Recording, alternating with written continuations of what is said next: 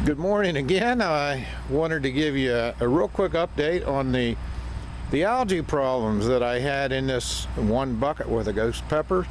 As you recall, a little over a month ago, I showed this plant in a blue bucket had considerable algae on the roots and also about a 1/4 inch on the inside of the bucket. If you look right now, you can see that there's a lot of healthy white roots in this bucket and no algae. Unfortunately, we had a windstorm and it blew about 60% of this plant, broke the stem off right at the base, and the stems are kind of woody on these pepper plants. But the remaining plant is doing real well.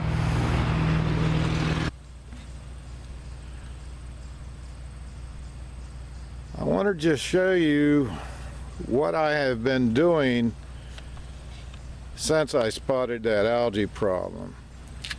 When I listed the original video, I got a comments from Sleekstaksrule, and he mentioned that he had some green buckets that I believe he purchased at Menards, and he said he had never had any algae problems. Well, that got me to thinking.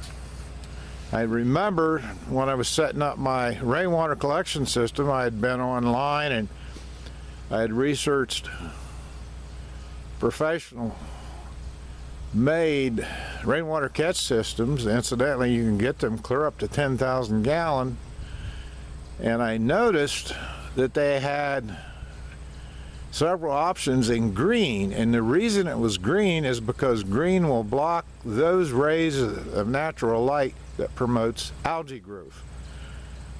And I thought, well, what have I been doing painting my buckets black? What is the hydroponic industry doing promoting black buckets? Now, black buckets will prevent algae, but during hot summer weather, your nutrient solution will get quite hot. I mean very hot, bathwater hot. And that's not good.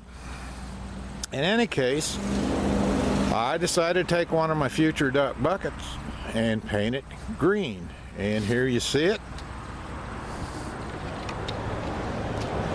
And this Dutch bucket has been sitting here in the sun full of water for a month now, and there is not a shred, not even a speck of algae in it. Isn't that amazing? After wasting all that money on black paint and black buckets, and I get these buckets, which incidentally had macaroni, Amish macaroni in them. I get these buckets for free. Now, this is dark green. It's almost a forest green. When you're painting plastic, you have to have a special paint that bonds to plastic, and it's not cheap. It's $4.50 a can at Lowe's.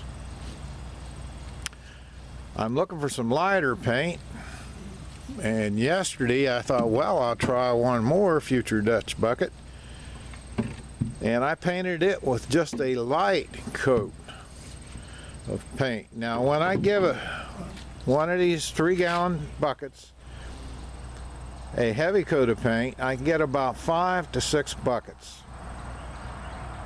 Now, I'm going to fill this lightly painted bucket up with water today,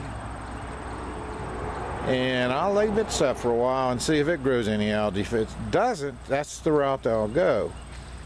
Now, in all honesty, I don't know if painting buckets and Dutch bucket systems, which is going to be full of some type of media, is really that beneficial or not. I've tore down 2 Dutch buckets I had plants in this summer, and there was no algae inside. Of course, the buckets were painted black. There was only just a tiny bit of algae where the 2-inch hole is in the lid. So I'm going to try some once I get my greenhouse up and just see, that is, try some with no paint on it and just see if I grow any algae. I doubt the algae problem will be huge like it can be in deep water culture, but with deep water culture, remember that light could pass all the way through because you have no media. The only thing to stop the light is the roots once you have a mature plant. That's all for today, folks. Pahalam.